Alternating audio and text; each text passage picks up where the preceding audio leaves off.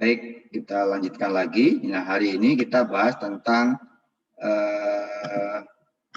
bioremediasi. Ini kelihatan ya? Kelihatan? Lihat? Lihat, Pak. Oke, good.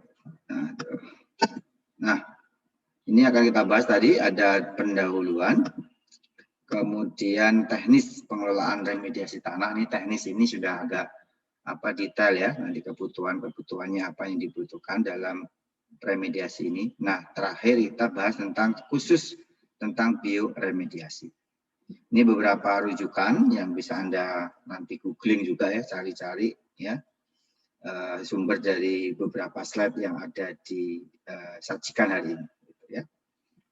Khususnya karena kita sebagai warga negara ada beberapa peraturan yang harus kita ikuti ya, khususnya ini keputusan Menteri LH nanti tentang remediasi ini diatur di sini ya, nanti akan kita bahas ya. Nah, ini sebelumnya kita bahas dulu ya. Kemarin kan kita sudah bahas masalah ada pencemar, ada kontaminan begitu ya. Nah, sekarang ada lagi pencemar dan senyawa sinobiotik gitu, ya. Ini khususnya untuk polutan ya, polutan ya. Bagi tanah ini ada senyawa pencemar, ada sinobiotik ya. Apa itu pencemar? Pencemar itu senyawa yang secara alami ditemukan di alam. Ya, pencemarnya ya, dengan jumlah yang sangat tinggi. Ya, contohnya apa? Tadi minyak tanah, minyak mentah, minyak penyulingan fosfat dan logam berat. Ya, nah minyak-minyak ini golongan hidrokarbon ya, masih ingat ya? Golongan hidrokarbon ya, ada hidrogen dan karbon itu. Ini yang jumlahnya banyak. Nah, ketika diekstrak, ketika diambil ya, nah dia bisa mencemari. Nah, dia sebut pencemar. Nah, untuk mengatasi pencemar ini teknik yang dipakai adalah remediasi. Jadi ini ya bekas tambang minyak itu ya, ini pasti ada sisa-sisa minyak yang tertumpah atau minyak lepas pantai begitu, yang minyaknya tumpah mencemari perairan pantai misalnya, ya sehingga banyak biota laut meninggal mati begitu. Nah ini ya, tapi kalau remediasi nanti medianya harus tanah, ya bedanya seperti itu ya. Nah kemudian ada senyawa sinobiotik, ini senyawa kimia hasil rekayasa manusia yang sebelumnya tidak pernah ditemukan di alam. Artinya dia proses kimiawi ya yang dibentuk dari perusahaan industri seperti pestisida. Herbisida ini sudah kita bahas kemarin ya, plastik dan serat sintesis. Ini sinobiotik gitu ya. Jadi ini nah yang kita fokuskan yang di sini ya. Nah ini contoh ya. Nah, definisinya remediasi itu adalah upaya perbaikan dan pemulihan kualitas lahan yang tercemar. Ini kan katakanlah ini bekas tambang minyak itu ada perbaikan, kita perbaiki, kita pulihkan lagi ya yang sudah tercemar. Ya, nah sumber-sumber polutannya itu kalau untuk remediasi itu banyakkan di tumpahan minyak ya atau oil spill ya, ini yang banyak terjadi. Ya, nah ini beberapa sumber pencemar. Bisa jadi vulkanus itu apa ya, kebakaran ini ya, satu gunung meletus, kemudian forest and grass fire, nah ini kebakaran hutan, nah ini ya, industri and power generation ini semua sumber pencemar. Tetapi yang kita fokuskan nanti ya itu yang biasanya di nomor 6 ini ya, kemudian mana lagi yang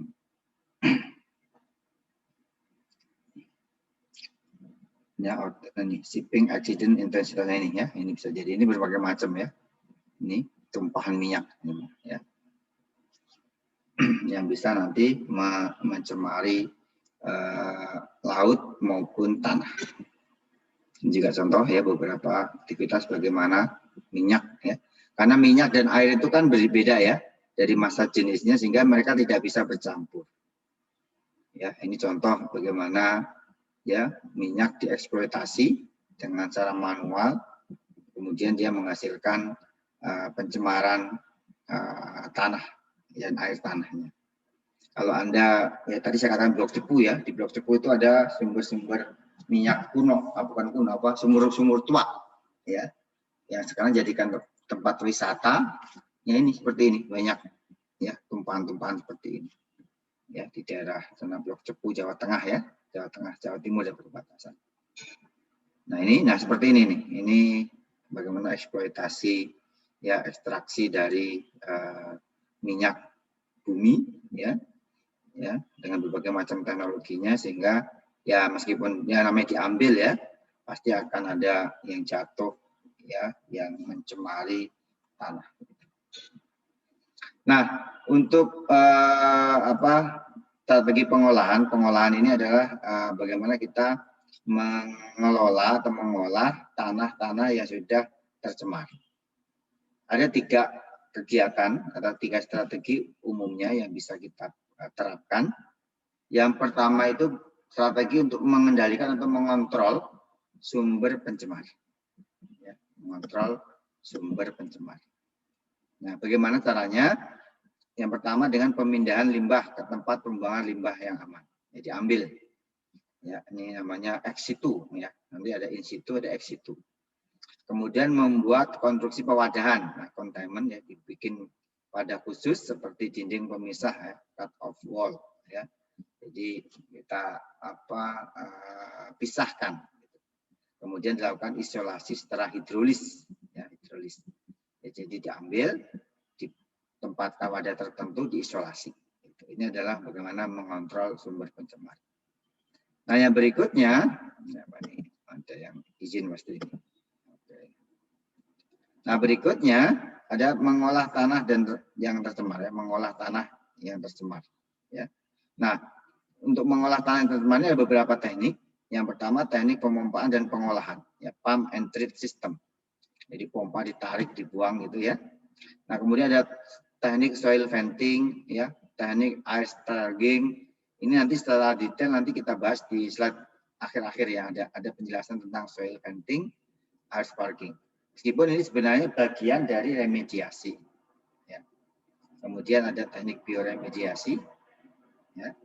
Kemudian ada teknik bioleasing, ya, leasing ya.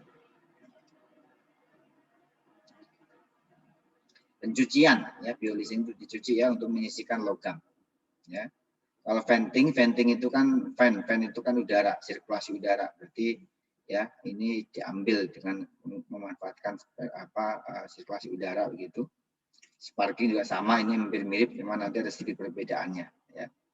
Nah, yang terakhir itu tahap monitoring, ya, yaitu tahap perencanaan dan implementasi ini, ya, bagaimana kita memonitor yang sudah kita terapkan ini. Ya, ini adalah strategi pengolahan secara umum. Ada 3 ya, pengendalian, pengolahan, dan monitoring. Nah, tadi saya katakan, ya, untuk mengikuti proses remediasi ini kita harus terikat dengan keputusan Menteri LH ini masih sudah lama sebenarnya ya, tahun 2003 ya, nomor 123 ini. Ya, ini remediasi tanah diatur di Kemen LH ini. Ya. Saya belum cek lagi apakah sudah dirubah atau belum keputusan ini ya. Nah, ini ada 3 hal yang perlu digarisbawahi. Yang pertama adalah difokuskan dulu ya, yaitu ya fokus dari remediasi ini adalah metode biologis dengan memanfaatkan mikroorganisme. Nah, kalau sudah memanfaatkan mikroorganisme, metode biologis, nanti remediasi menjadi bioremediasi. Nah, kemudian peruntukannya ya, pelaku kegiatan pengolahan limbah minyak bumi. Ya, jadi yang diatur ya harus melakukan proses remediasi ini adalah pengolahan limbah minyak bumi yang berasal dari proses produksi ya. Ini biasanya proses produksi ini yang dekat-dekat sumber minyak, kemudian pengolahan minyak mentah ya. Nah, pengolahan ini biasanya kalau yang besar itu yang di Indramayu itu pengolahan ya, kalau di Pertamina ya, Pertamina. Kemudian pembersihan dari tangki penyimpan ya. Kemudian kegiatan penanganan limbah minyak bumi dari lahan yang telah terkontaminasi. Ya, ini peruntukannya. Nah, tujuannya ya remediasi ini adalah mengurangi konsentrasi residu. Residu minyak ya, minyak yang tertinggal di dalam tanah, dan yang paling penting pula menghilangkan sifat bahaya ya dan beracun agar tidak membahayakan lingkungan. Nah, ini tujuan dari remediasi. Nah, secara teknis ada beberapa persyaratan dalam pengelolaan remediasi ini sesuai dengan Kepmen LH ini. Ya, yang pertama adalah tata cara pengolahan. Nah, pengolahan itu nanti bisa dilakukan aerob dan anaerob. Ini masih ingat ya? Apa? Masih ingat kan ini coba nih? Siapa ya? Masih ingat kan nih? Apa aerob itu?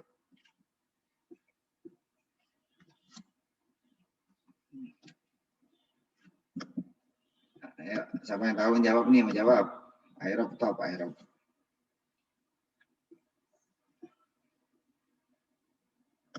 Ada yang menjawab? Aerob itu ini ya Pak, Apa? Suatu peristiwa yang mengandung oksigen atau Ya. yang melibat oksigen gitu ya Pak? Ya, jadi aerob itu ya aerobik atau aerob itu membutuhkan prosesnya ya biasanya dia terbuka ya ada oksigen gitu. Kalau anaerob tertutup dia limited oksigen, ya, oksigennya terbatas ya. Makanya nanti untuk remediasi ini ada aerob ada anaerob ya. Contoh anaerob misalnya apa? Ya misalnya kalau kita tutup ya kita digester biasanya itu yang tertutup pakai tabung gitu itu anaerob. Tapi yang terbuka itu aerob. Kemudian ada teknik land farming, biopile, composting ini juga sama. Ini teknik-teknik ya beberapa remediasi yang bisa dipakai ya ada land farming, biopile sama composting. Kemudian sumbernya ini berasal dari kegiatan usaha nanti ya minyak bumi dan gas bumi. Sumber tadi ya pencemarnya. Kemudian untuk analisisnya, ya ini ada analisis TPH. TPH itu bahan pencemarnya biasanya total petroleum hydrocarbon (TPH). Ya, kemudian kadar oilnya, minyaknya, kemudian logam beratnya. Nah ini toxicity ya, tingkat racun ya, karakteristiknya, ya toxicity karakteristik leasing prosedur atau TCLP ini dari logam berat. Apakah mengandung bahaya racun atau tidak? Ini nanti dianalisis dengan ini. Ya. Kemudian persyaratan limbah yang diolah itu ya konsentrasi maksimum awal itu tidak boleh lebih dari 15%. Kalau lebih dari 15% berarti mungkin metode lain ya TPH-nya tadi ya total petroleum karbon. Nah kalau konsentrasinya lebih besar ya perlu dilakukan pengolahan dan pemanfaatan terlebih dahulu atas dasar pertimbangan teknologi dan karakteristik limbahnya. Ini kalau ini ya. Nah yang penting lagi nih hasil tadi TCLP-nya di bawah baku mutu. Nah kalau di atas baku mutu bahaya karena dia mengandung toksisitas yang tinggi. Ya. Kemudian persyaratan tempat pengolahan ini ya untuk mengolah remediasi ini harus bebas banjir, bahaya sebenarnya. Bebas genangan bukan daerah resapan. Kemudian lahan unit pengolahan terkonsentrasi satu area ya dia terkonsentrasi ya khusus ya. Kemudian persyaratan fasilitas ini lengkap bisa dilihat nanti di Kepmen LH. Saya sarankan Anda googling kemudian download ya. Kemudian analisis terhadap pengolahan ini ya analisis limbahnya ini beberapa parameternya tadi ya ini ada TPH, ada BTEC, ada PAH ya. Benzen, toluen, ini BTEC ya, ini bangsa-bangsa hidrokarbon juga ya, yang aromatik ya, PAH juga ya, polycyclic aromatic hidrokarbon ini jenis-jenis minyak ini ya. Nah ini kemudian teknik samplingnya kita ikutin saja ini berdasarkan itu. Nah ini analisisnya ada spektrofotometri ya, ada gravimetri. Nah ini hasilnya Anda belajar ini di lab ada ya, untuk menganalisis konsentrasi dari parameter pencemar ini.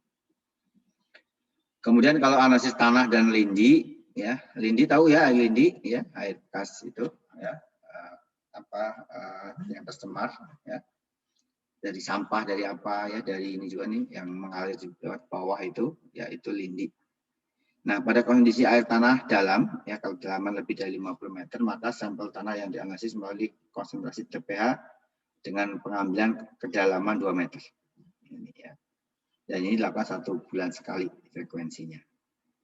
Kemudian air lindi minimum 1 bulan sekali. Ini regulasi yang harus diikuti saja. Nah, kemudian ini adalah hasil akhir yang diinginkan, ya, supaya ini untuk limbah tadi itu karbonnya nilainya ya.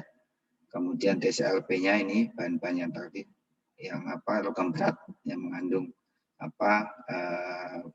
yang meracun lah, yang potensi racun gitu. Ini konsentrasinya. Nanti silakan dibaca sendiri.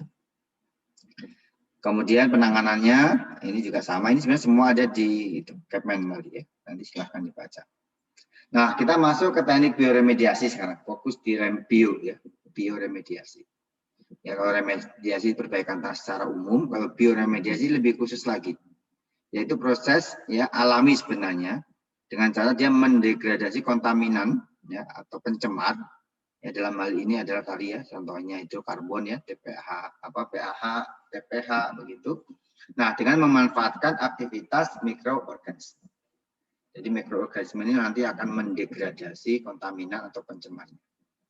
Ya, ini contoh ilustrasi saja ya. Microbe eats oil lah. Jadi dia mikroba tadi, ya mikroorganisme ini dia yang akan memakan, ya mendegradasi lah biasanya ya, mendigest ya. Sehingga nanti dia mikrobanya akan merilis ya, melepaskan ya beberapa ya yang air maupun yang tidak berbahaya ke dalam tanah atau air tanah itu ya, sehingga sudah bersih lagi itu. Jadi ini mikroorganisme yang menguntungkan lah begitu. Ini visualisasi urutannya dari A, B, C, D, E, F ya, ini ilustrasi saja bagaimana terjadinya ya. Oh ini Pak, no Elizabeth, no don't go. Ini ilustrasi saja ini ya. Ini bagian pemakannya ya. Ini bagaimana ya, ini sebenarnya mengikuti siklus kemarin ya, ada empat siklus mikroorganisme itu melakukan daur hidupnya ya. Ya. Ini contoh bagaimana ya, ini kan satu titik ya, mulai tercemar ya. Kemudian dilakukan remediasi, hasilnya lagi ya sudah mulai hijau lagi ya, Nah, ini beberapa contoh jenis bakteri pendegradasi ya. Nah, ini ada beberapa hal yang harus digarisbawahi di sini. Ya, hanya tanah dan air tanah terkontaminasi zat organik. Jadi organik ya, itu karbon tadi yang biodegradable.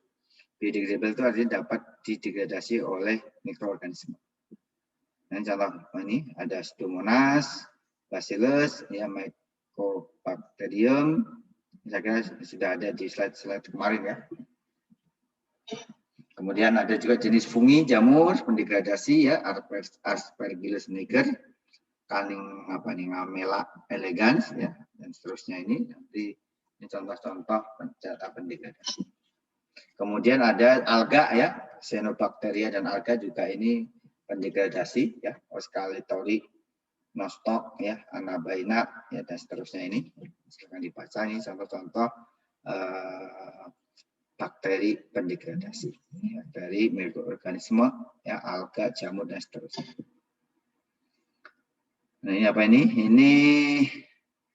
So let's get this right. We work for 20 hours. Hebat ya. Mereka bekerja tidak ada jam kerjanya ya. Ya.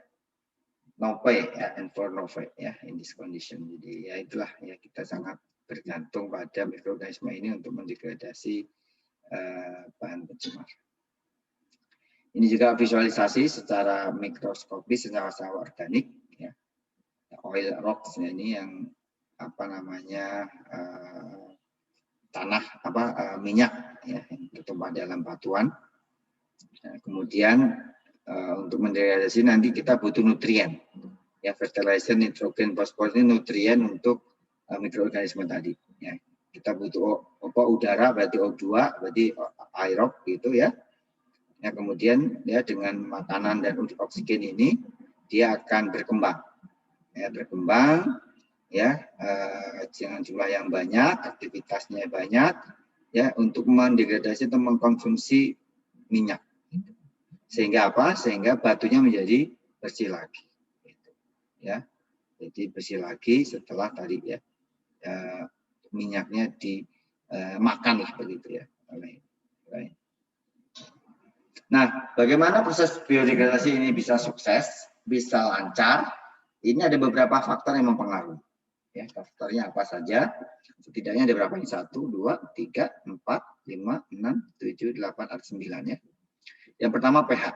Nah, pH harus diatur ya. Karena mikroorganisme itu juga tidak bisa hidup kalau terlalu asam atau basah. Sehingga pH-nya itu relatif normal. Ya, sehingga apa? Mineralisasi dan biodegradasi bisa meningkat. Ya. Kemudian nutrien. Nah, nutrien ini makanan ya. Misalnya pemberian nutrien dengan pupuk ya supaya dapat makanan mikroorganismenya. Ini untuk menstimulasi degradasi pH ya. Tadi polycyclic aromatic hidrokarbon ya, pencemar.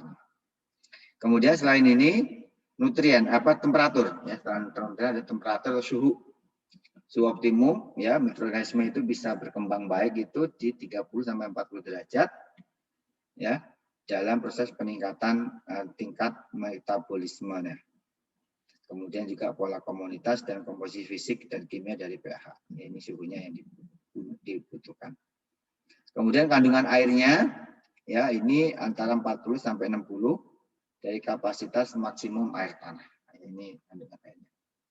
Kemudian ada biosurfaktan. Ya, surfaktan itu apa? Surfaktan itu adalah semacam senyawa kimia untuk mengurangi tekanan permukaan misalnya.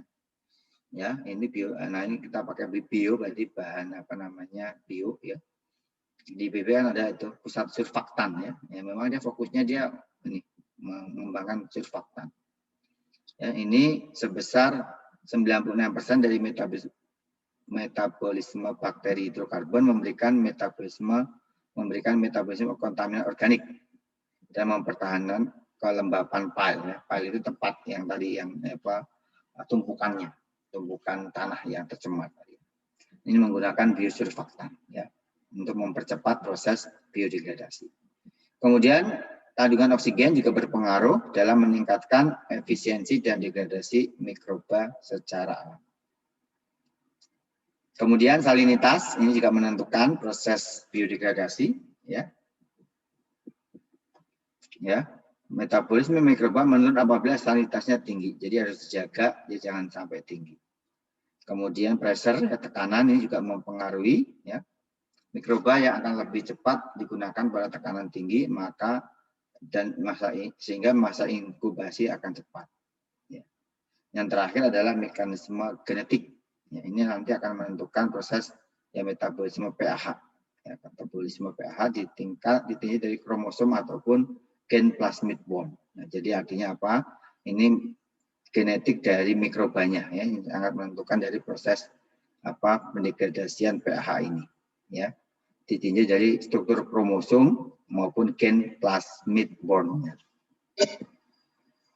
Kemudian ini dari sumber yang tadi dijelaskan di awal, ini dari hasil penelitian atau dari hasil studi, ini beberapa kondisi optimum dalam proses bioremediasi. Yang pertama adalah available soil water, ya, ketersediaan air tanahnya. Ya, ini antara 25 sampai 85% dari water holding capacity-nya. Kemudian oksigennya, ya, oksigennya itu untuk aerobik metabolisme atau metabolisme anaerobik itu di atas 0,2 mg per liter untuk oksigen terlarutnya, gitu. Ya.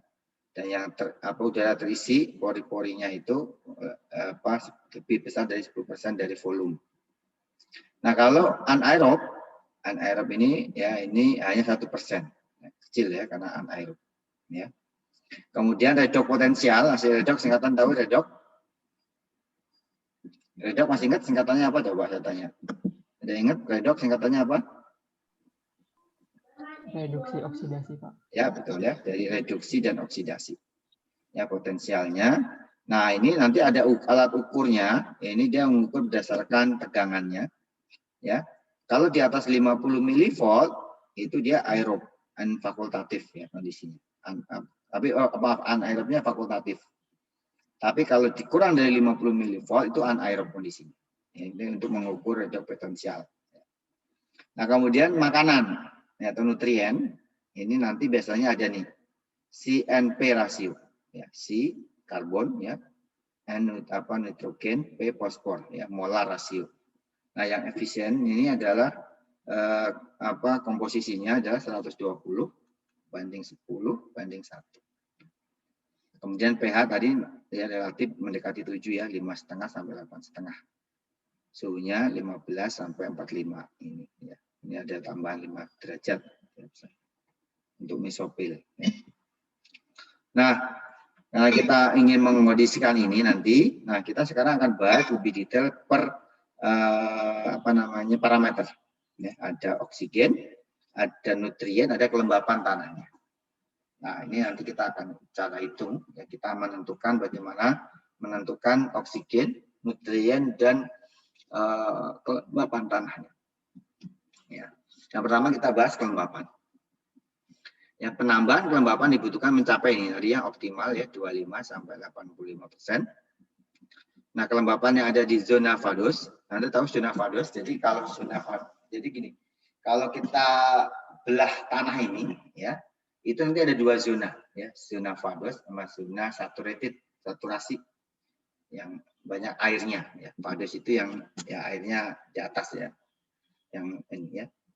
Nah, zona Vados ini ya, kelembapan yang di zona Vados ini sering diukur dengan istilah yang disebut dengan kadar air volumetrik ya. Kadar air ini, kadar air volumetrik dan derajat saturasi. Jadi kita bekerjanya itu di sini, di zona Vados ya, atau Vados zone ya. Ini kadar air itu biasanya diidentikan dengan kadar air volumetrik. Nah, kadar air volumetrik ini bervariasi dari 0 hingga nilai porositas, sedangkan derajat saturasinya bervariasi dari 0 hingga 1 dan mengacu pada presentasi ruang pori. Jadi derajat saturasi ini nanti mengacu pada presentasi ruang pori yang tersedia atau ditempati. Nah, untuk saturasi sempurna, ya kadar air volumetrik ini sama dengan porositas. Dan derajat kejenuhan itu sampai 100%. Nah, untuk menentukan ini, ya volume air di dalam proses bioremediasi yang kita butuhkan untuk menjaga kelembapannya optimum ini, nah ini ada persamaannya. Ya, jadi kan kita mau melakukan remediasi. Pertanyaannya, berapa kelembapan tanah yang kita butuhkan?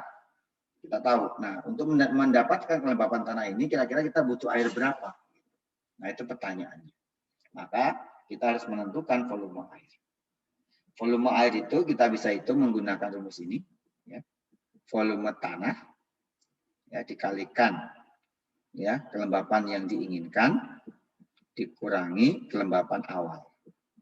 Kelembapan awal ya, sebelum diberi perlakuan. Itu. Atau notasinya V soil ya, sita WF dikurangi sita WI. Ya. Ya, ini ya. Ya. Atau kalau ini moisture content kelembapan, atau diganti bisa dengan SWI dan SWF ya, SWF dengan SWI ya. SWF itu adalah derajat saturasi yang diinginkan dikurangi derajat saturasi awal ya, sama ya. Nah, sebagai contoh, nah ini contohnya ya. Ini coba kita baca ya. Ada apa, underground storage tank ya, yang dia remove, yang membuang ya.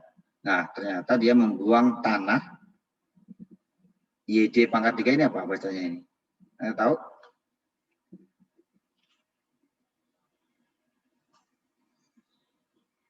Apa ini? Satuan apa ini?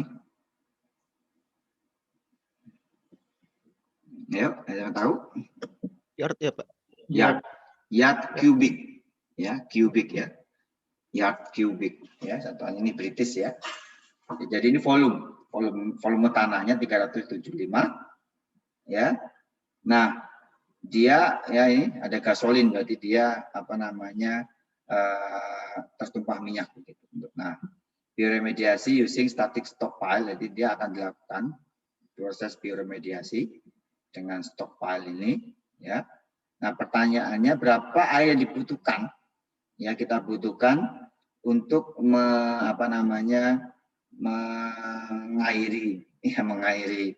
volume ini ya supaya kelembapan tanahnya optimum. Gitu. Nah di sini ada informasi kalau porositas tanahnya 35%, kemudian derajat saturasi awalnya itu 20%. Ya, maka ya kita bisa menentukan volumenya air yang dibutuhkan. Nah, karena tadi rentang kelembapan tanahnya atau saturasinya itu 25 sampai 85 derajat, maka kita pakai nilai tengahnya ini. Ya. Nilai tengah dari 25 sampai 88 itu adalah 55. Ya. Jadi ini kita menginginkan ya derajat saturasinya atau kelembapannya nanti itu 55%. Sehingga tinggal dihitung saja kebutuhan airnya adalah volume tanah dikali porositasnya ya, karena ini kita pakai derajat saturasi bukan kelembapannya ya, jadi dikali porositasnya 0,35 ya, kemudian selisih antara yang diinginkan dikurangi awal ya. Maka kita dapatkan volume airnya adalah 45,9 yard kubik ya, atau kalau dibuat feet kubik atau dibuat galon ya, kurang lebih hampir 10.000 galon ya. Ini adalah satuan amplitis ya. Jelas ya? Nah, berikutnya nutrien. Tadi menentukan apa air kelembapan. Nah, nutrien tadi dikatakan ya untuk meningkatkan laju pertumbuhan mikroba, ini nutriennya optimal itu rasionya ini ya, CNP 120 dibagi 10 dibagi 1. Artinya perbandingannya ini. Cuman ada beberapa referensi ini sampai ini 100 ya, bukan 120 tapi 100. Ya, nanti tergantung ini, berarti kisarannya dari 100 sampai 120. Nah, untuk menentukan kebutuhan nutrien ini, apa yang harus kita lakukan? Yang pertama nanti menentukan massa organik pada lahan terkontaminasi. Ya. Ya. Ya. Untuk membuat rasio ini kita butuh nutriennya berapa begitu. Nah, ini prosesnya. Nah, yang kedua prosesnya adalah bagi massa organik yang berat molekulnya ya untuk mencari mol komponen kimia menjadi perhatian. Namanya COC ya, chemical of concern.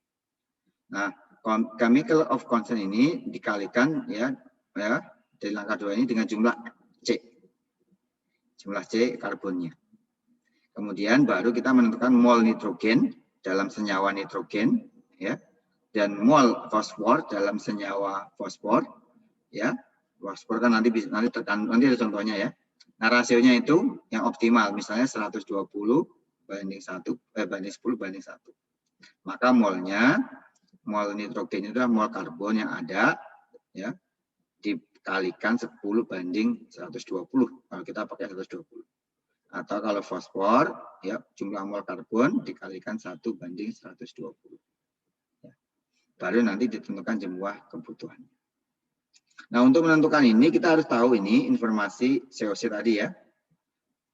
Chemical of concern ya, kemudian juga rumus dari COC, kemudian CNP rasio yang optimal, kemudian formula dari kimia nutrien atau senyawanya apa sih gitu. Nah, untuk lebih jelas ini ada contohnya. Apa nih? Oh, ada yang ini kalau ada yang keluar harus yang izin harus dibaca. Nah, ini contohnya ya, ini contohnya. Ya. Contoh penentuan kebutuhan nutrien untuk proses bioremediasi. Ya. Nah, ini contohnya ini. Ya, kita masih menggunakan jumlah volumenya sama tadi, volume tanahnya adalah 375 yard kubik. Nah, kita pakai rasio CNP-nya itu 100 bagi 10 bagi 1. Nah, pertanyaannya berapa pupuk N dan pupuk P yang dibutuhkan? Nah, pupuk N dan pupuk P itu nanti ada di ini. Trisodium fosfat untuk P, fosfat. Kemudian amonium sulfat ini untuk N. Karena ada harganya ini ya. Ada harganya 100 US per pon, ada yang 3 US per pon. Ya, ini harganya. Jadi ini sumber P sama N. Ya. Nah, ini informasinya masih sama juga ya. Diketahui massa massa airnya, tanahnya, ini massa tumpahan minyaknya, kemudian porositas tanahnya.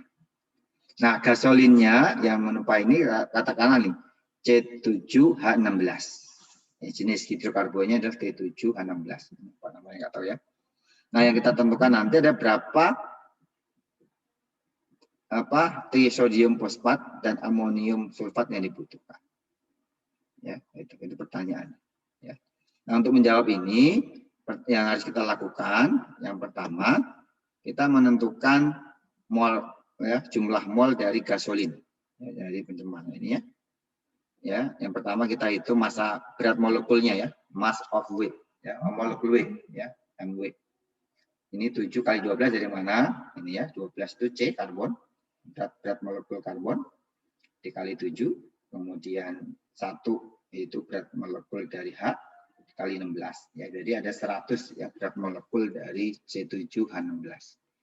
Kemudian karena dia memiliki massa 158, maka molekul molalitas dari gasolin itu adalah 158 dibagi 100 ya. Ketemu 1,58 kilomol. Nah, yang berikutnya menentukan jumlah mol di dalam C ya, karbon yang tadi organik ya. Nah, ya ini tinggal hitung aja di sini molnya berarti ya. Saat ini kan kita ada 7, dia ada 7 ya molekulnya. 7 dan tinggal 7 dikali ini 1,58. Jadi kandungan karbonnya adalah 11,06 kg mol. Nah, berikutnya kita akan menentukan jumlah amonium sulfat ya untuk sebagai sumber N. Nah, kita pakai di sini tadi CNP rasionya ya 100 dibanding 10. Nah, berarti apa? Ya, N dan C itu adalah 100 banding 10. Sehingga kita pakai di sini 10 dibagi 100 dikalikan ini. Ya. Jadi N-nya itu butuh 1,106 kg mol. Nah, kita lihat di sini di dalam senyawa amonium sulfat ternyata N-nya itu ada 2 ya, ini ya 2 ya 2.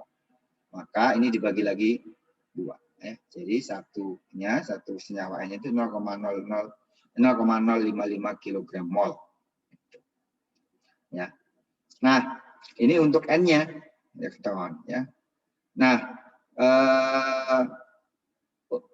untuk menentukan berapa kilo dari amonium sulfat yang dibutuhkan, ya kita tinggal kalikan dengan berat molekulnya.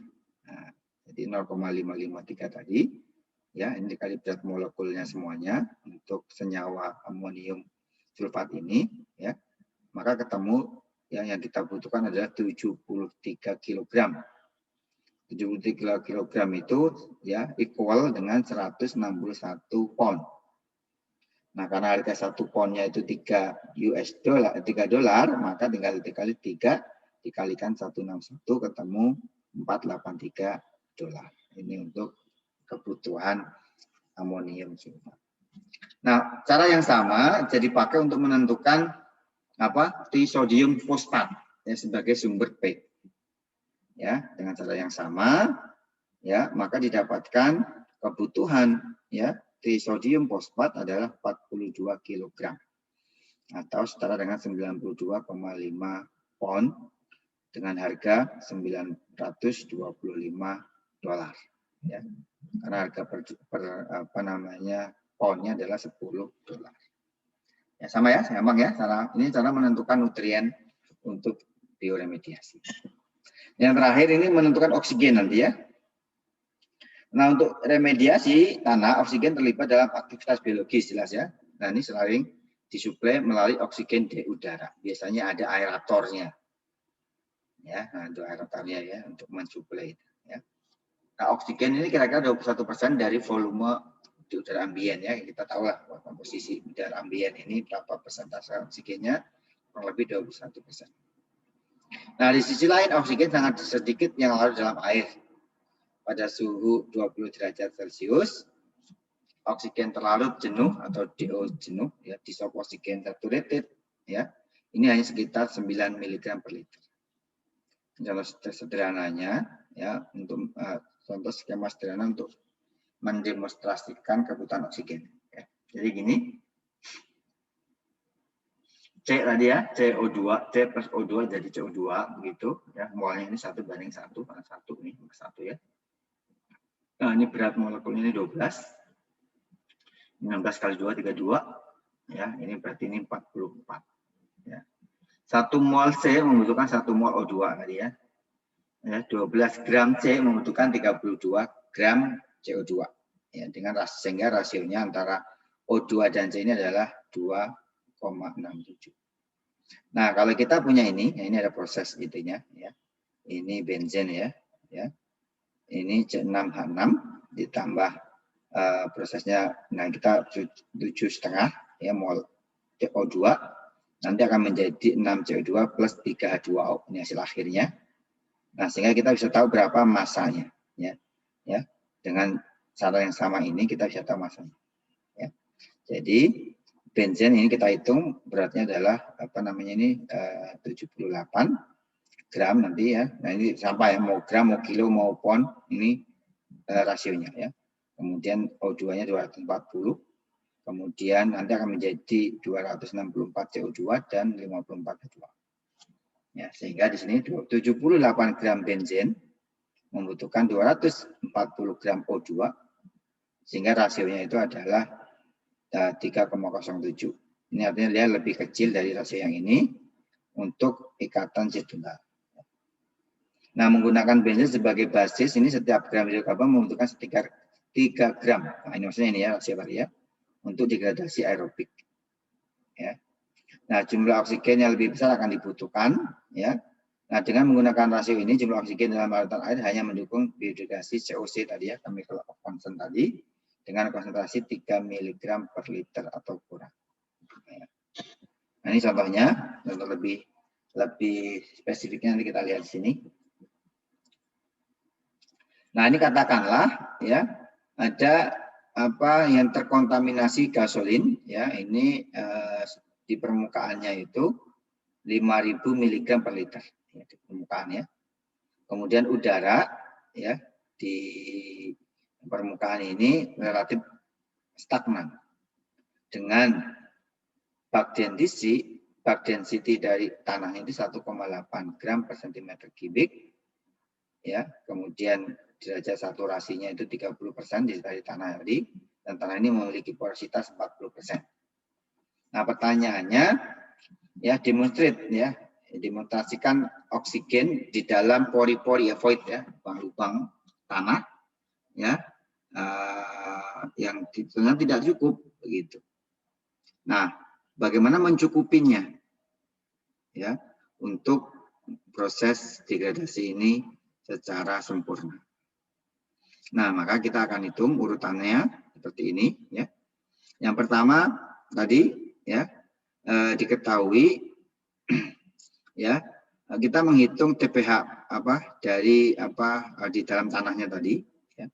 TPH ini ya tadi basis masanya ya 1 meter kubik ya. Ya. Dengan bag densitasnya 1,8 ya. Ya, 1,8 gram per cm3 ini kalau kita konversi menjadi ini ya 1.800 kg per meter kubik ya. Nah, sehingga kita tahu apa namanya massa dari tanahnya itu adalah 1.800 kg. Nah, massa TPH yang tertumpah tadi ya tinggal dikalikan saja ya. 1.800. Nah, di sini ya tadi gasolin ya TPH ya. Gasolin sama TPH sama ya. Di sini ini ya gasolin, TPH dalam hal ini total petroleum hidrokarbon. Ini miligram per liter, ini nanti dikonversi ya. Ini menjadi karena kita punya berat segini ya. Maka kita tahu masanya. Masanya ketemu 9.000 gram atau 9 juta miligram atau 9.000 gram atau 9 kilo gitu. Nah, kita pakai rasio yang tadi, yang sebelumnya ya, rasionya 3,08 untuk menentukan kebutuhan oksigen. Berarti tinggal dikalikan saja rasio tadi, jadi 3,08 dikalikan ini, maka didapatkan kebutuhan oksigennya adalah 27.720 gram. Nah, berikutnya yang perlu tentukan adalah ya kebutuhan jumlah oksigen di dalam tanah, dalam kelembapan tanah, ya kita asumsikannya ya saturasi dari dari oksigen di dalam tanah airnya, saturasi airnya itu pada suhu 20 derajat ini 9 mg per liter. Jadi ini kondisi yang asumsikan. Nah, di sini kita dengan rumus yang sama tadi, kita akan menentukan volume tanahnya. Tadi basisnya tanahnya 1 meter kubik ya, dikalikan 40% ini adalah porositasnya. Kemudian ya 30% adalah derajat saturasinya. Ya. Maka didapatkan 0,12 meter kubik. Ya, atau setara dengan 120 liter. Ya. Nah, kemudian menentukan jumlah oksigen di dalam kelembapan tanahnya ini yang dibutuhkan nanti, ya, volume tadi yang sudah dihitung dikalikan DO-nya tadi 9 ya, pada kondisi ini ya, DO-nya 9 jadi 120 dikali 9 maka didapatkan 1080 mg atau 1,08 gram. Nah, berikutnya ini kita menentukan jumlah oksigen di dalam udara yang udara yang kita asumsikan ya tadi jumlahnya di dalam udara itu kan udara ambien kita itu mengandung 21% ya oksigen ya atau setara dengan ya 279 mg per liter. Ya, ini yang sudah dihitung tadi ya. Ini sampel sebelumnya di buku yang dijadikan acuan ini. Nah, untuk itu kita yang pertama menghitung void-nya, ya void udara yang ruang porinya. Maka ya kita sama menggunakan basisnya masih sama, ya dikalikan porositasnya, ya. Nah, kita anggap ini 100 dikurangi 30 ya dari saturasinya, sehingga didapatkan ya ruang pori atau ruang void ya di dalam udara ini yang ini adalah 0,28 meter kubik atau setara dengan 280 liter. Nah, berikutnya ya menentukan jumlah oksigen ya di dalam void udara ya. Jadi volumenya void tadi 280 dikalikan ini ya 279. Maka dapatkan nilai 78,1 gram. Nah, sehingga nanti total kebutuhan oksigennya kita jumlahkan ya 1 di sini dan ini ya. Ya 1,08 ditambah 78,1 ya sama dengan 79,2 gram per meter kubik tanah. Nah, ternyata ini sangat jauh dari yang ini. Ya. Jadi masih cukup ya. Ini kecil ya. Dengan rasio 3,08 ya. Ya. Ini cara menentukan kebutuhan oksigen. Nah, berikutnya yang akan kita bahas ini tadi yang sempat saya singgung di awal, ya, menentukan teknik bioremediasi secara umum. Ini ada proses in situ dan ex situ, ya, in situ dan ex situ. Apa in situ? In situ itu adalah pengolahan langsung di tempat, ya, di situ ya gitu ya, in situ di situ, ya, yang dilakukan adalah terkontaminasi langsung yang diolah di tempat. Ini cukup lama waktunya 1 sampai 6 tahun. Ada proses ex situ. Kalau ex situ berarti namanya ex itu di ekskavasi. Ekskavasi itu artinya diambil ya, tanah yang teringin diambil dan akan dipurifikasi ke tempat yang berbeda ya. Ya, menggunakan ekskavator itu diambil. Nah, ini lebih cepat ya, cuman biaya akan lebih mahal karena tadi ada proses ekskavasinya.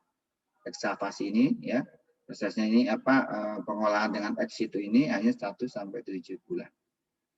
Ya, nah ini beberapa perbedaannya antara in situ ya di tempat maupun ex situ ya di bawah ya. Sebenarnya ex situ sendiri juga ada on-site treatment, ada off-site treatment ya. On-site itu nanti ya. Jadi tetap diambil tapi nanti dikembalikan lagi. Itu namanya on-site treatment. Ada off-site. Kalau off-site ini diambil tempat yang berbeda. Nah kalau in situ ya mau di situ saja, ya, nggak diapa-apain tanahnya, cuma dikasih perlakuan, ya. Ada answer ini proses-prosesnya. Nah dari ya tadi ada bioventing, bioscraping, sparging tadi ya, ini masuk ke in situ, ya, yang proses remediasi ini ya, nanti dibahas di slide berikutnya.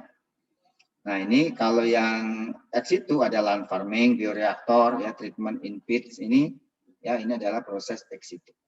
Ya. Nah ini contoh ex situ, ya namanya ex situ kan, ya diambil kan ini ya tanah yang terkontaminasi, diekskavasi diambil, ya. Nah, kemudian ini beberapa proses nanti setelah diambil, ada untuk land farming, ya, bisa untuk composting, ya bisa untuk biopile tadi ya, ya. Nah, ini ya proses ya setelah dipindahkan bisa kita kondisikan dengan proses. Nah ini lebih cepat sebenarnya ya daripada yang in situ. Cuma biayanya lebih mahal. Nah ini ada juga komposisi kombinasi dari bioremediasi ex situ dan in situ. Ya, jadi misalnya ini tanah yang terkontaminasi. Ya. Apa itu ex situ? Ex situ ini, ya. Jadi ada pengambilan yang diambil karena namanya ex situ diambil, kemudian dilakukan proses bioremediasi, kemudian dibalikin lagi. Itu ya. Itu adalah dia seperti ambil dan dibalikin lagi. Nah, kalau in situ ya di sini yang dilakukan remediasi. Ya, jadi ini gabungan ada ex situ, ada in situ. Ya. Ini kombinasi. Nah, teknik in situ umumnya ini beberapa kelemahan dan keunggulan dari masing-masing teknik. Ya. Teknik in situ umumnya dilakukan apabila lokasi terkena sudah jauh di dalam tanah, sehingga sulit diambil ya. Ekskavasi ya, menggunakan ekskavator itu sulit. Dan ini pencemaran luas. Ya, kalau luas kan nggak mungkin dipindahin semuanya itu Pak. Ya. Sehingga mau nggak mau harus in situ. Ya, nah ini keunggulan teknik bioremediasi, biayanya lebih murah karena di tempat. Ya, nah ini kalau aksi itu bisa dilakukan di lokasi lain, hasil olahan bersifat permanen ya karena mengalami transformasi. Ya. Nah kelemahannya ya tidak semua dapat didegradasi, artinya tidak senyawa ya. Kalau senyawa non organik ini nggak bisa, sehingga perlu intensif. Ya, nah biasanya sebelum melakukan remediasi atau bioremediasi itu ada riset dulu, ada penelitian, ya, supaya bisa menentukan tadi, ya, menentukan kebutuhan oksigen, kebutuhan nutrien, kebutuhan airnya yang optimum. Nah sehingga ya sebelum kita aplikasikan ada riset dulu biasanya. Ini kelemahan. Jadi butuh waktu yang relatif panjang.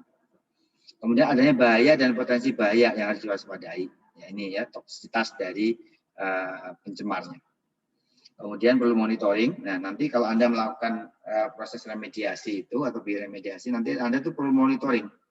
Setiap berapa hari, sehari sekali itu Anda ukur itu. Ya kelembapannya berapa, ya berapa kadar airnya. Nah karena apa? Karena dan proses ini bisa berlangsung lama. Ya bisa berlangsung lama, ini kelemahan. Kemudian ini hanya faktor-faktor pertimbangan dalam menentukan alternatif pengolahan, ya ada kalau pakai fase solid, bioreaktor maupun in situ, ini beberapa teknologinya. Fase solid ada proses land farming, composting, ya engineered soil cell. Nah ini ada keuntungan dan kekurangan atau keterbatasan dan faktor yang harus diperhatikan. Kemudian kalau bioreaktor itu aqueous reaktor, ada soil slurry reaktor. Nah, ya in situ tadi yang saya katakan, biosparing, bioinfecting ini masuk ke in situ ya. Groundwater circulation ya, UVB dan in situ bioreactors ya. Nah, ini nanti silakan dipelajari sendiri keuntungan, keterbatasan dan faktor yang harus diperhatikan. Ini land farming ya, contoh yang pertama fase solid land farming. Ya, dilakukan di tanah permukaan tercemar kontaminan minyak bumi ya, ini PAH tadi, ya, BTEX ya, benzen, toluen, nah ini ya. Kemudian ada yang terhalogenasi, ada pestisida, ya, maupun endapan minyak bumi, ya, jadi proses penghilangan. Ini bisa pakai land farming, ya, dirancang untuk mengoptimalkan degradasi kontaminan dengan proses biologi aerobik. Ya. Nah ini in situ bisa dipakai, ya, apabila ini kedalamannya kurang dari 60 cm. Ya, kalau di atas ini harus dibuang, ini berat, ya, harus di atas 60 cm, harus diekskavasi. Ya. Kemudian proses degradasi dioptimalkan dengan melakukan aerasi, ya, pemberian nutrisi atau zat aditif tambahan, dan memberikan kondisi lingkungan yang menunjang untuk kelanjutan proses. Jadi ini pengkondisian supaya degradasi dari pencemar ini terjadi dengan cara optimal. Ya, karena perlu ini aerasi, nutrisi, maupun zat aditif tambahan. Ya. Nah ini ya untuk land farming. Nah biasanya land farming itu desainnya seperti ini, ya. Ya ada beberapa ini tambahan untuk nanti air maupun oksigen, ya, udara, ya, ini ya untuk land farmingnya. Jadi sebelum ditumpuk sudah dikondisikan dulu dengan desain seperti ini, ya. Nah untuk lokasi penerapan, ya, tanah hendaknya memiliki konduktivitas hidrolik sedang seperti tanah loam atau lanau, ya, atau tanah lanau kelembungan, loamy clay, ya. Nah ini tapi kalau terlalu tinggi kadar lempungnya atau kadar claynya itu di atas 70-an sulit, ya. Ya kan kalau struktur tanah tekstur tanah itu kan ada clay, loam, sand. Ya. Nah, memang yang paling berat itu kalau paling kecil ininya kan teksturnya itu clay. Nah, kalau claynya terlalu tinggi, ya terlalu liat lah begitu, itu sulit, ya. Makanya biasanya yang bagus itu, ya, itu tanah-tanah yang mengandung organik itu dia tidak terlalu tinggi kandungan liatnya atau claynya. Ya. Ya, maka nggak boleh lebih dari 70%. Sulit karena degradasi. Ya kayak tanah sawah, ya, kalau Anda lihat. Kalau claynya terlalu liat, ya itu aja kita karena kering itu kan sulit, keras banget begitu. Nah, pencemar yang tersusun atas bahan yang mempunyai penguapan rendah masih sesuai untuk ditangani secara land farming, ya, tadi, ya. Karena dari ada penguapannya, ya. Bahan pencemar yang mudah menguap tidak cocok menggunakan tadi karena dilakukan secara terbuka, ya. Jadi menguap gitu. Nah, ini untuk land farming, ya, ini tanah tercemar dari batuan ini di sini, ya. Kasih pupuk, ya, bakteri diinstalasi, ya. Kemudian tadi, ya, NPK-nya untuk ini. Nah, ini penyiraman, pengadukan supaya terjadi kondisi aerob, ya. Jadi ini namanya monitoring, ya, mulai dari perencanaan, ya, pengendalian tadi, kemudian sampai monitoringnya, ya. Nah, ini bioventing, ya, bioventing ini merupakan teknik in situ tadi, ya, untuk mengolah tanah yang tidak jenuh. Nah, ini kalau tanah yang tidak jenuh, teknik ini didasarkan pada pengisapan udara, ya, ventilasi, ya, di udara, ya, pengisapan udara pada tanah, ya, diisap, ya, sehingga air yang sini, ya, soil air flow, jadi dia ikut, ya, kontaminan juga bisa ikut, ya. Ya, perbedaan tekanan akan dihasilkan karena tekanan atmosferik masuk ke dalam lapisan bawah tanah, ya, nanti, ya, sehingga menghasilkan pasukan oksigen untuk degradasi kontaminan. Jadi ini sebenarnya kalau di tanah itu kan sebenarnya kondisinya anaerob, ya, aerasinya sedikit, oksigennya kurang. Nah, supaya oksigennya bertambah, dikasih ini vakum pump ini. Gitu. Ya, yang paling penting adalah memastikan bahwa aliran udara tercapai di bawah tanah. Ini pentingnya, ya. Jadi ventilasi ini, jadi udara itu memang bisa tersirkulasi di sini, ya, sehingga cepat proses degradasinya. Intinya begitu, ya. Nah ini bisa menjadi pilihan, ya, kalau di zona fados, ya, ini zona fadosnya di sini, ini zona saturasi misalnya, ya, ya.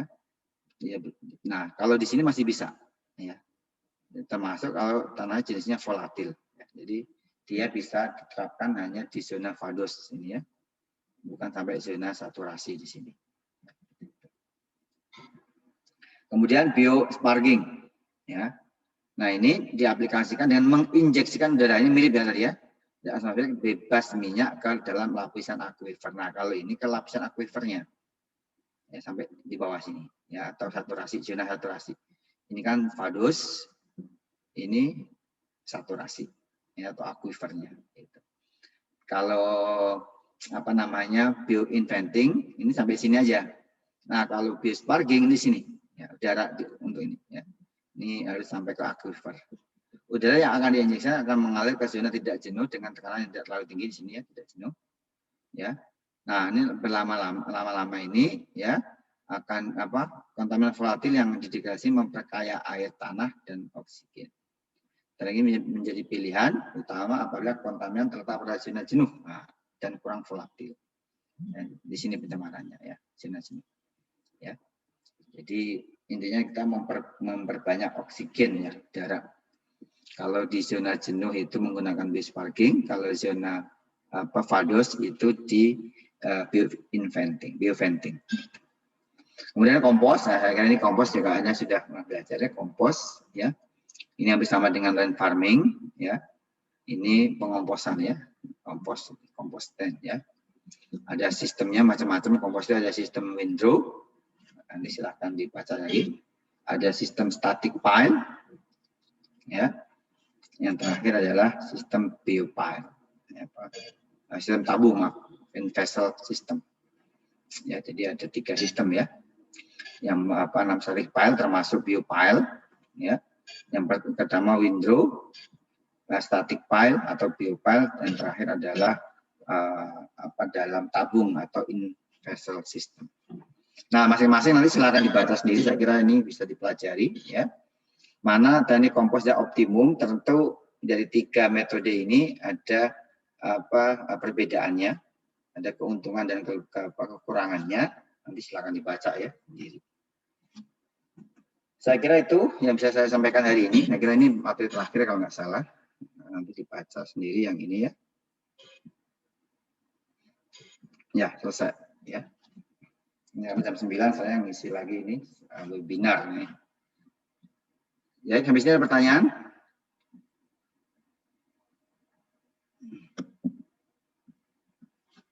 Masih mendengarkan atau tidak ini? Pak saya hanya ngomong sendiri. Masih ya? Dengarkan, Pak. Masih, Pak. Ya, saya kira itu bioremediasi tanah yang bisa saya sampaikan. Ya, kalau tidak ada pertanyaan, saya coba absen acak lagi ini masih mendengarkan atau tidak ini. Oh, ini tidak hadir 6. Coba. Agung, Apriliana. Hadir, Pak. Belum absen Anda? Ya. Pertemuan 6 kan, Pak? Ini pertemuan 5. Oh, 5. Oh, mohon Pak. Pertemuan itu belum aktif kan? Karena kemarin kan minggu lalu kita libur. Ya, kita masih punya utang 1 pertemuan. Nanti saya pertemuan lama saya hapus. Ya. Nanda Purwita. Ada Nanda?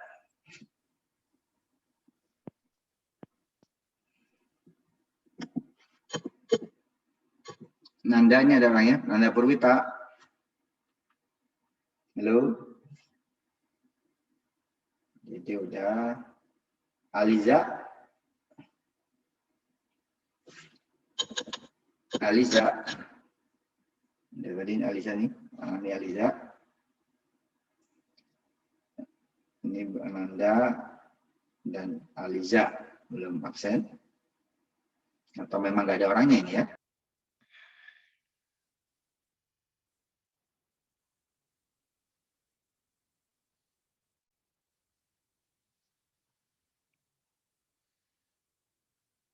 Nanda ada Nanda?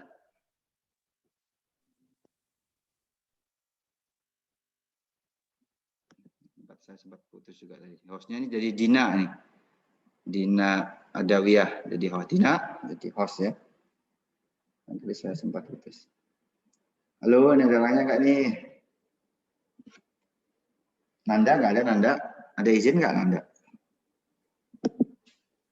Nggak ada ini. Hanya terkendala sinyal Pak. Biasanya Pak.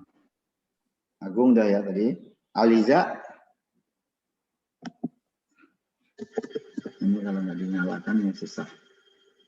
Ini ada orangnya atau tidak kita nggak tahu. Oke ya, nggak ada. Oke. Nur Afiana ada? Hadir, Pak.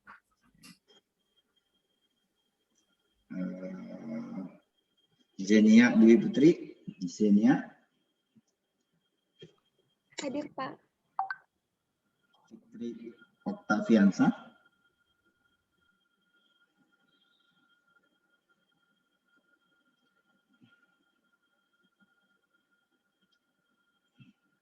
Fikri Oktaviansa, Hadir, Pak. Tidak kedengaran suaranya. Muhammad Agil, Hadir, Pak. baik, ada ya. Berarti ini yang ada ini Nanda, Aliza, ini mana Nanda sama Aliza ya. Sama Agung tadi, Agung belum absen. Silakan absen masing-masing. Baik, saya kira cukup ya pertemuan hari ini. Ya. Silakan dipelajari. Nanti kalau ada pertanyaan silakan chat saya, ya kita bisa diskusikan. Ya. Kita masih punya 2 pertemuan lagi, ya, karena minggu lalu kita libur. Ya, nanti kita informasikan pengganti, ya, apakah sesuai dengan jadwal pengganti atau kita majukan. Ya. Kalau ada waktu kosong minggu ini sebenarnya bagus juga ya, kita bisa kuliah atau minggu depan kalau Anda punya waktu kosong, kita bisa kuliah pengganti lebih cepat lebih baik. Baik, saya kira saya cukupkan pertemuan hari ini. Mudah-mudahan bisa dimengerti dan bermanfaat. Ya, kita harus concern bahwasanya ya pencemaran tanah maupun air tanah ya karena tumpahan minyak misalnya itu bisa kita lakukan proses bioremediasi maupun remediasi. Yang tadi sudah kita bahas secara detail ya, baik itu faktor-faktor yang mempengaruhi maupun kebutuhan-kebutuhan yang diperlukan dalam proses remediasi maupun bioremediasi. Terima kasih atas perhatiannya. Saya tutup. Assalamualaikum warahmatullahi wabarakatuh. Waalaikumsalam warahmatullahi wabarakatuh. Waalaikumsalam Terima kasih, Pak. warahmatullahi wabarakatuh. Makasih ya, Pak. Waalaikumsalam. Terima kasih ya, Pak. Siap, Pak.